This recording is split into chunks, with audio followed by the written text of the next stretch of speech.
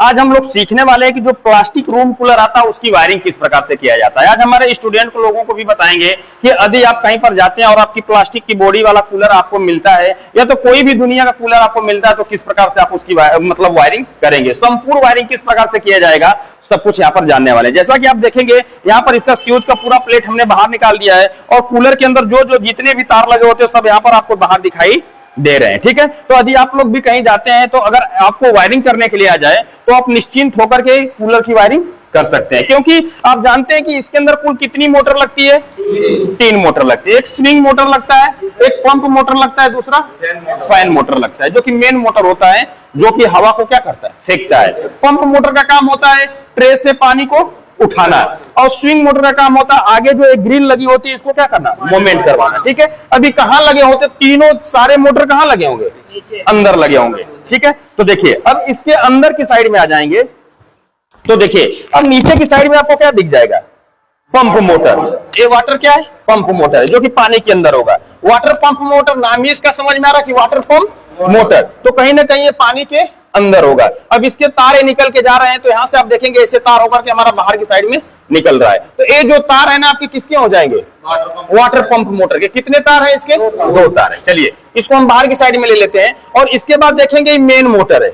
ये क्या है, मेन मोटर, जो कि हवा को क्या करता है, खींचता है, जिसको फैन मोटर कहते हैं। अब इसमें अगर बात किया जाए तो देखिए अब इसमें ये तो लीड निकल रही है 2 जगह से लीड, एक यहां से निकल रही है जो कि ऑलरेडी इसके अंदर क्या लगा है, कैपेसिटर। तो कैपेसिटर लगाने का हमें कोई डाउट नहीं है क्योंकि ऑलरेडी ये लग करके आएगा। ठीक है, और इधर की साइड में देखेंगे तो एक लीड निकलेगी। इससे कुल कितने तार है, 1 2 3 4। अभी 4 तार में से एक होंगे हाई, मीडियम, लो और एक को क्या होगा, न्यूट्रल। क्या होगा, न्यूट्रल। तो न्यूट्रल देंगे तभी तो हाई मीडियम लो से फेस मिलेगा। अगर इसमें न्यूट्रल जाएगा तो इससे क्या जाएगा, फेस जाएगा।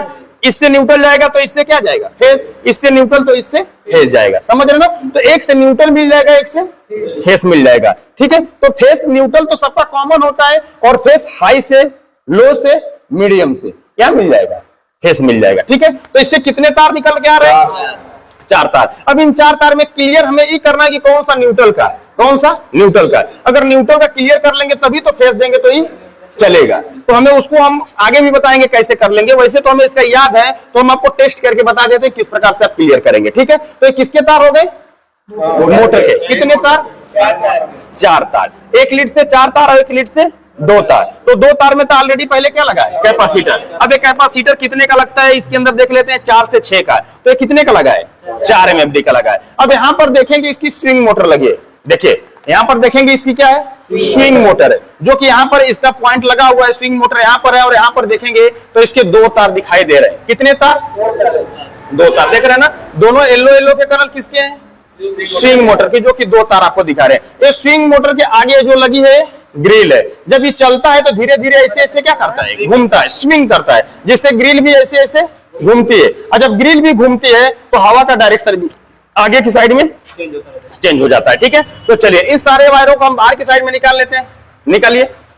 ठीक है, अब हम ऊपर की साइड में लेकर चलते हैं, आपको और इसका कनेक्शन करना बताते हैं। कनेक्शन करना काफी क्या होता है, आसान होता है। अब इसकी क्या है, मेन लीड, जिसमें 3 पिन टॉप लगा होगा। यहाँ पर कितने तार निकलेंगे, 2 तार। एक में न्यूट्रल, एक में फेस। समझ रहे ना। अब इस लीड को अंदर से हमें निकालना होगा।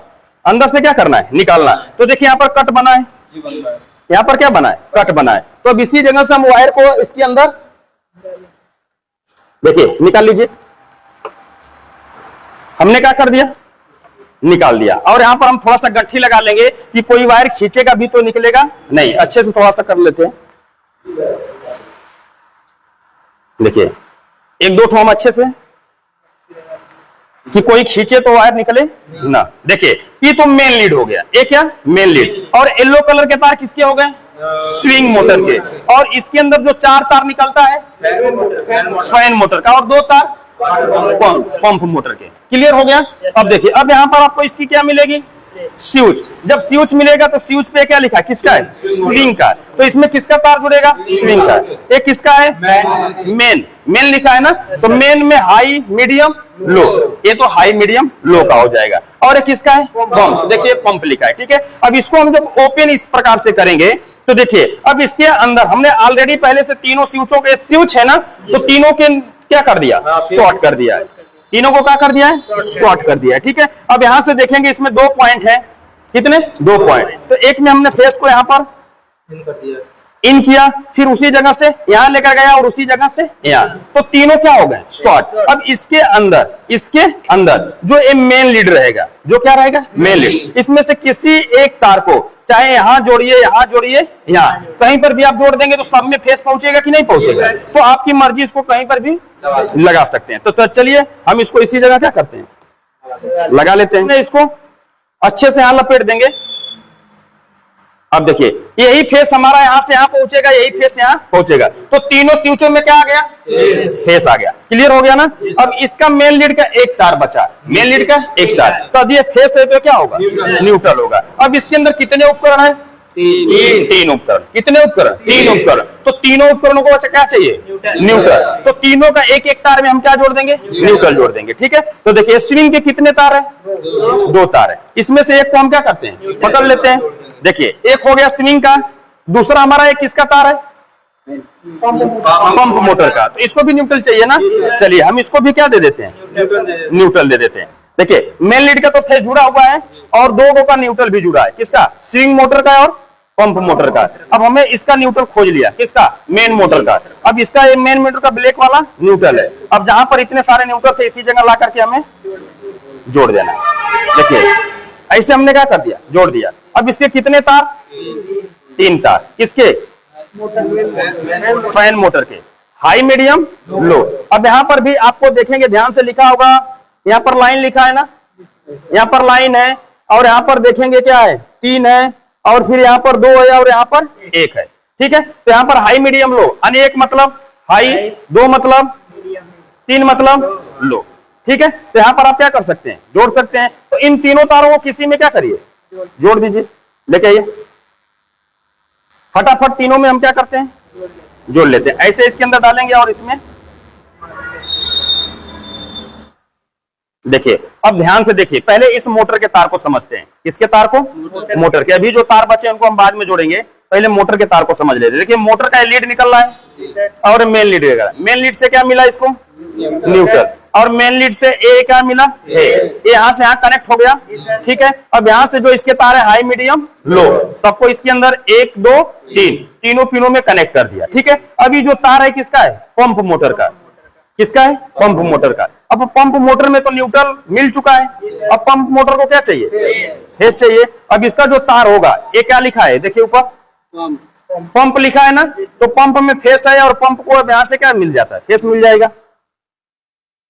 क्योंकि न्यूट्रल तो ऑलरेडी इसका मिल चुका है। देखिए ऐसे डाल करके और यहां पर हम इसको देखिए, पंप मोटर को क्या मिल गया? फेस। अब देखिए अब इसका एक तार तो किसका है? स्विंग मोटर को यहां से क्या मिल गया?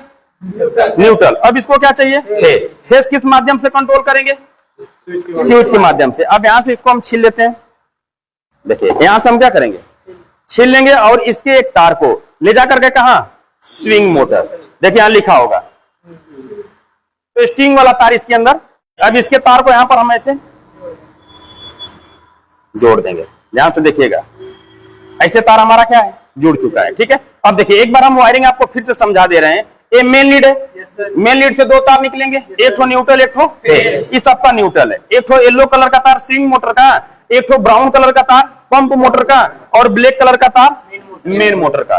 तीनों के न्यूट्रल को हमने एक जगह जोड़ दिया, न्यूट्रल का काम खत्म। अब इसके अंदर जो फेस निकला, फेस में सभी स्विचों का एक एक पॉइंट लूप कर दिया। यहां से फेस वही गया, वही फेस यहां गया। अब इसके अंदर स्विंग मोटर को क्या चाहिए? फेस चाहिए ना, क्योंकि न्यूट्रल ऑलरेडी यहां से मिल चुका है। अभी फेस को हमने इसकी आउटपुट में जोड़ दिया, यहां से क्या मिल गया? फेस। अब ये जो आपका मोटर का मेन मोटर का हाई मीडियम लो था, 3 पॉइंट से तीनों को जोड़ दिया। अब यहां से मोटर को क्या मिलेगा?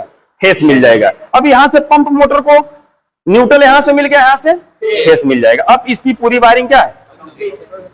कंप्लीट है। इसकी पूरी वायरिंग कंप्लीट है। ये बाद में लगा देंगे। पहले हम इसको चलाकर क्या करते हैं? चेक कर लेते हैं कि क्या सारा पॉइंट चल रहा है कि नहीं चल रहा है। लेके आइए। यहाँ पर कोई छुइएगा मत, क्योंकि ये बाहर निकला है किसका है। हाँ देखिए, ठीक है, हम सबसे पहले इसमें देख लेते हैं स्विंग इसका काम कर रहा है कि नहीं कर रहा है। चलिए हम यहां से ऑन करते हैं और देखेंगे ग्रिल घूम रही है कि नहीं घूम रही। देखिए दिख रहा है, देखिए हटिए थोड़ा सा, देखिए थोड़ा सा, देखिए ग्रिल का मूवमेंट हो रहा है। यानी कि इधर से भी हम देख लेते हैं, इधर से दिखा दीजिए, अंदर से लेके आइए, यहां से दिखाइए। यहाँ जो ग्रिल है देखिए, स्विंग मोटर चल रहा है कि नहीं चल रहा है, चल रहा है ना। अब हम पंप को चालू करते हैं, किसको, पंप को। देखिए वहां से पानी फेंक रहा है, देख रहे हैं ना, यानी पंप भी चल रहा है। अब हम किसको चालू करते हैं, मेन मोटर को। ये भी चलना चाहिए, देखिए ये भी क्या हो रहा है, चल रहा है, ठीक है ना। तो इसका मतलब कि इसकी वायरिंग क्या है, कंप्लीट हो चुकी है। क्लियर, समझ में आ गया। तो आप लोग कहीं जाएंगे तो वायरिंग कर लेंगे। कोई भी रूम कूलर मिले XY, चाहे उसके अंदर प्लास्टिक की बॉडी हो चाहे लोहे का, इतना ही सारा चीज क्या होगा, मिलेगा। मोटर से तो कितने तार निकलेंगे, 5 तार, जिनमें से 2 ठो कैपेसिटर फिक्स रहेगा और एक में 4 तार, जिसमें एक न्यूट्रल होगा और बाकी 3 हाई मीडियम लो के होंगे। तो कैसे चेक होगा उसको भी हमने आपको क्या कर दिया, बता दिया, समझ रहे ना। तो अगर आपने भी इस वीडियो को अंत तक देखा होगा तो हमें उम्मीद है कि आप भी सीख गए होंगे कि रूम कूलर मोटर की किस प्रकार से वायरिंग किया जाता है, समझ रहे ना। तो इस वीडियो से संबंधित कोई भी सवाल आप पूछा होगा तो नीचे कमेंट बॉक्स में जरूर लिखिएगा।